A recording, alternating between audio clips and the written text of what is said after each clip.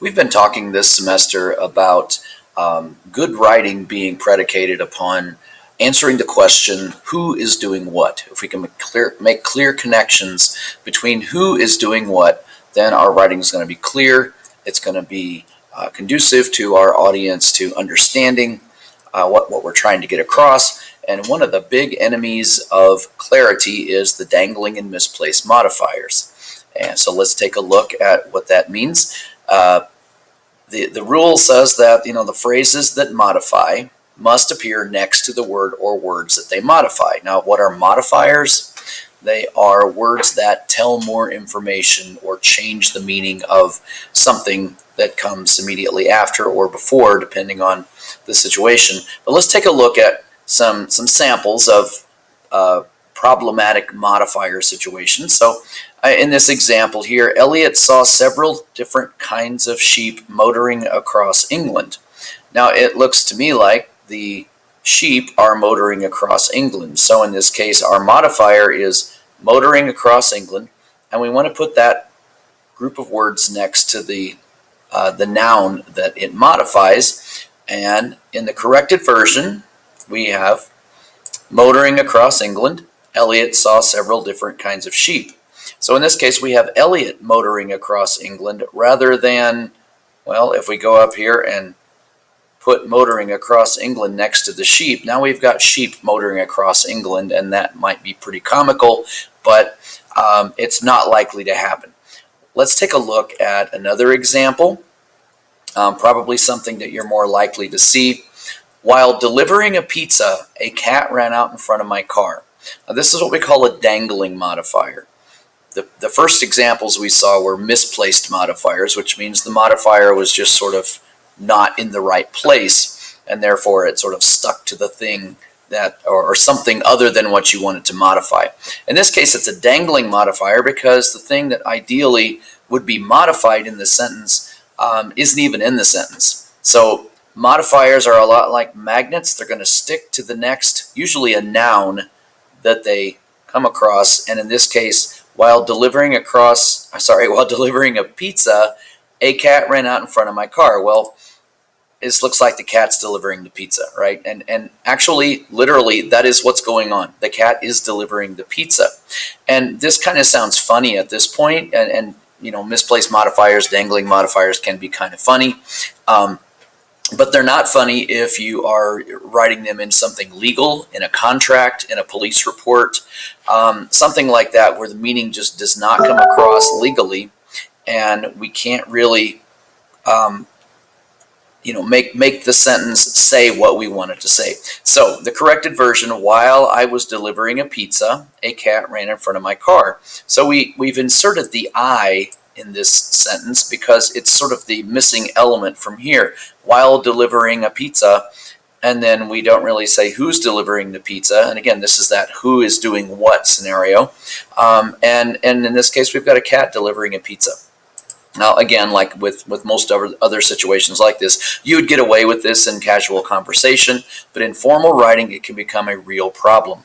So we want to make sure there's a clear connection. I am delivering the pizza, and the cat ran out in front of my car. So we have two different agents, two different instigators doing two different things, rather than this sort of mashup that's going on in the incorrect version. Let's take a look at a few other situations. So a modifier, we're used to single word modifiers. Modifiers like adjectives and adverbs, right? So in this case, we have, in this example, we have Fred was wearing a blue shirt. All right, that makes perfect sense. What's the modifier in this sentence? Blue. Blue is telling you what color Fred's shirt is. It's sitting right in front of the noun that it modifies, so it makes perfect sense. We would never think of misplacing a single word modifier. So in this case, we would not just say blue Fred was wearing a shirt, unless, of course, Fred is a Smurf. So that's not really what we want to try to get across. So we don't just throw modifiers around sort of randomly and expect our readers to put them together. Actually, we do that. We do it in multiple word modifiers, but not with single word modifiers. So this is exactly what we're talking about. All right, let's take a look at three different examples of or three different configurations of essentially the same sentence. Let's take a look at number 1. Mrs. Santos decided to support the referendum, persuaded by the editorial. All right, so this is incorrect because it says the referendum was persuaded by the editorial. Persuaded by the editorial is the modifier. Who or what was persuaded by the editorial? Not the referendum. Let's take a look at sample number 2. Persuaded by the editorial, Mrs. Santos decided to support the referendum.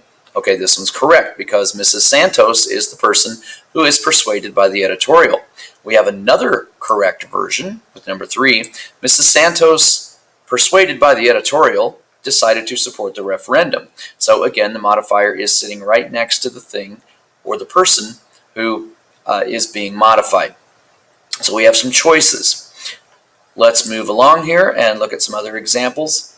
Before taking your medicine, a glass of milk must be drunk first. All right, so in this case, who is taking the medicine? This one's dangling because there's really no one there taking the medicine. So if there's a modifier there, it's going to stick to the next word that it sees, usually a noun, and the milk is actually taking the medicine. That's what legally that means. Literally, it's what it means. And we can't do that.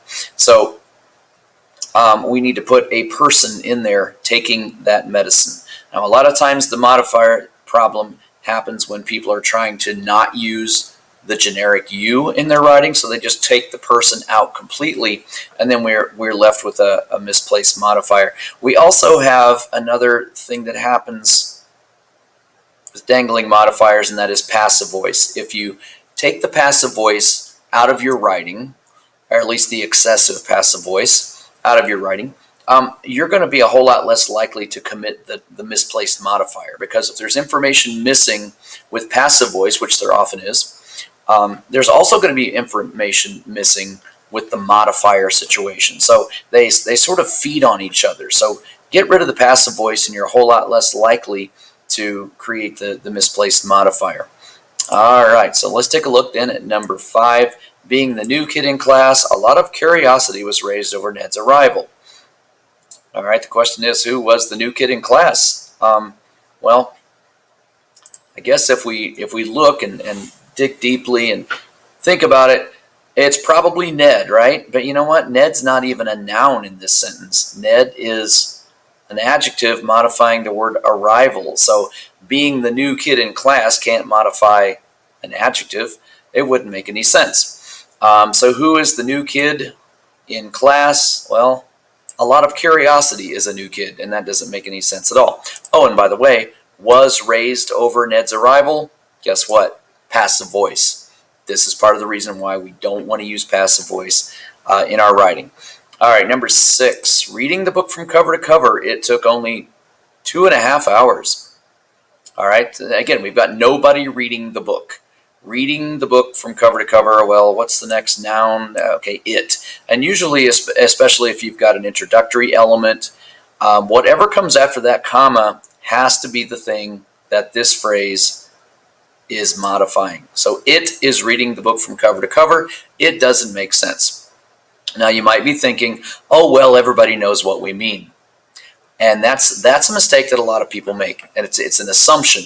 Everybody knows what I'm trying to say, so why be so picky?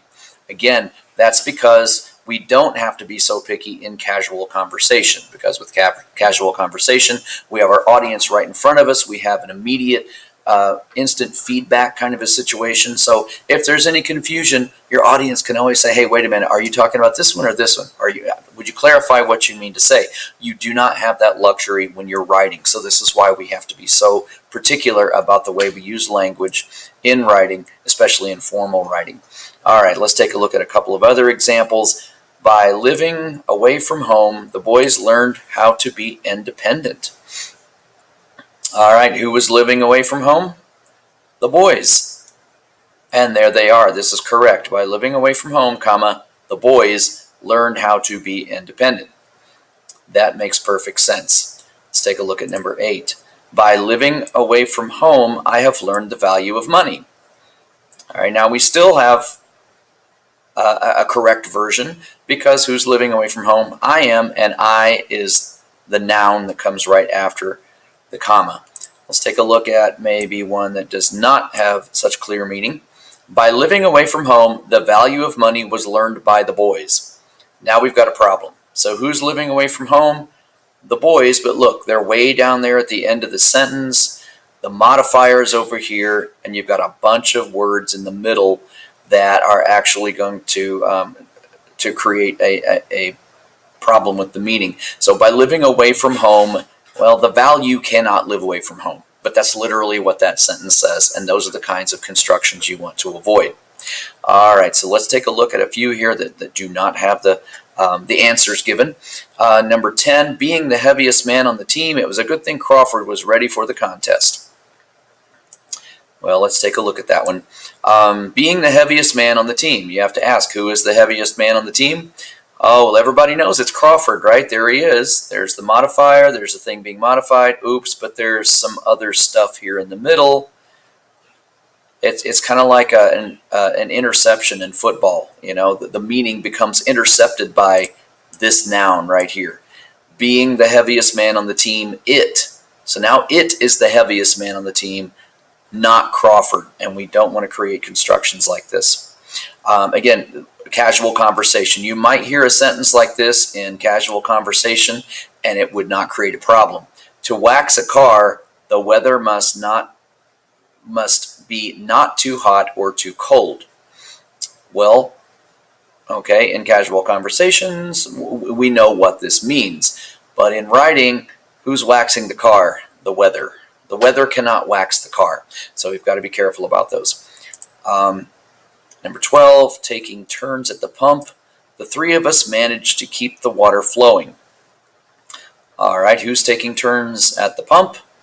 The three of us. And there it is right there in front of the rest of this, but immediately after the modifier. Let's take a look at number 13. Gertrude tried many different remedies trying to get over her cold. All right, so let's take a look at another problem here that sort of compounds the dangling modifier, and that is we have a redundancy. Gertrude tried, and now she's trying, and anytime you see the same word being used in a sentence like that, there's a good chance that you can collapse those and get rid of some confusion. So Gertrude, wait a minute, who's trying to get over her cold? Gertrude is, but there's Gertrude at the beginning. There's trying to get over her cold at the end. We want to take that phrase, trying to get over her cold, and move it to the beginning of the sentence. Trying to get over her cold, Gertrude tried many different remedies. So you see how this works. And some of these, you know, we can have fun with these. We can play around with them. And, you know, like with number 14, dancing wildly, the party began to get into full swing as well as the people. All right, so, you know, you can imagine this sort of strange scenario in which the party is actually dancing wildly. That's what that sentence says. And I'm assuming we're talking about the people who are dancing wildly. And, you know, it looks to me like somebody just got in a hurry and they said dancing wildly, and then they start thinking about the party, and then oh, wait a minute, we better put some people in there. So we'll just throw them onto the end of the sentence, because that's what we have to do when we speak. We can't go back and insert words into our spoken conversations. But the luxury we have with writing is that we can do that. We can take these people and put them down here next to the modifier. A good thing about writing is that you have the luxury of time, and you can go back and you can delete some things and make things make sense. All right, number 15, in order to keep his voice in shape, the singer drank lemon and tea. Well, here's the modifier. In order to keep his voice in shape, who is keeping his voice in shape? The singer. Okay, and there's the singer, so that one's correct.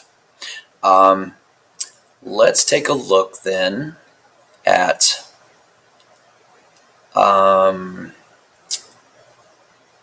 oh gosh, there were a couple of different ones that you know, I wanted to point out. Number 31. We can have some fun with that one. Grandma McGillicuddy made her living after Grandpa died selling quilts. Well, who knew that selling quilts was such a dangerous profession? wait a minute, Grandma McKillicuddy made her living by selling quilts after Grandpa died. Okay, so let's move after Grandpa died to the end of the sentence, and now it makes sense because Grandpa didn't die by selling quilts, right? So we have to be careful about those. All right, hopefully you're getting the idea of what we mean by dangling and misplaced modifiers. It really is important for us to get our words exactly as we want them. We want our meaning to come across. We don't want to just throw words on the page and sort of shrug our shoulders and say, everybody knows what we mean. Why are those English teachers so picky? Well, if you're dealing with legal language, if you really want your language to say what you want it to say and to avoid controversy, to avoid arguments, these are the kinds of language issues we need to focus on. So hopefully this helps you understand what dangling and misplaced modifiers are, and you can take care of those in your own writing.